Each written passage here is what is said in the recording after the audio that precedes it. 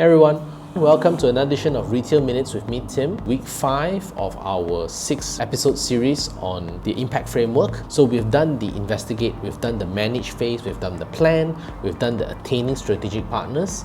Let's look at the C part, which stands for communicate with empathy.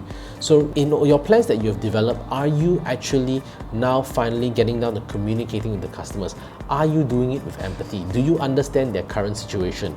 Are the plans and strategies and promotions that you develop, do they take into account your customers' financial capability, psychological, where they could have lost their job or they could be facing an issue of reduced spending?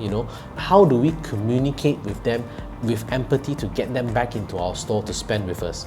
Because if brands that come out and understand that everyone is hurting right now will actually stand to win a lot of loyalty in this time when they show they can actually help out their customers. So make sure that whatever communications that you're doing with your customers, you do so thinking about their current situation and, more importantly, communicating it with empathy. So come back next week for the final and last part where we talk about what are the technological things you can do to help you through and to make sure that you do not fall into this current scenario ever again. Talk to you soon. Bye.